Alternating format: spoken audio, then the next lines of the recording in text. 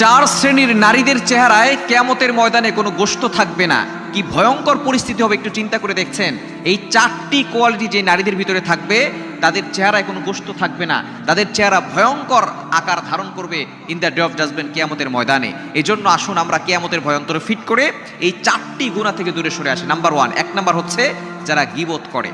বর্তমানে ম্যাক্সিমাম নারী দেখা যাচ্ছে নামাজ পড়ে ঠিকঠাক মতো, রোজা রাখে, স্বামীর খেদমত করে, হাতে তসবি নিয়ে ঘোরে, আবার গীবত করে। গীবত কাকে বলে আমরা অনেকেই জানি না। এই গীবত কিন্তু সবচেয়ে ভয়ঙ্কর একটি গুনাহ। আল গীবাতু আশাদ্দু মিনাজ জিনা, গীবত ইজ হার্ডার দ্যান ফরনিকেশন। জিনার তাওবা করা সহজ, কিন্তু গীবতের তাওবা করা সহজ নয়।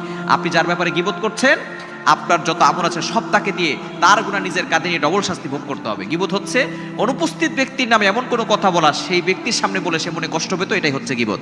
গীবত কিন্তু মিথ্যা কথা নয়, গীবত হচ্ছে সত্য কথা। সুতরাং আপনি গীবত করলে কিয়ামতের ময়দানে আপনার চেহারায় কোনো গোশত থাকবে না। দ্বিতীয় নাম্বার, যারা হিংসাকারী।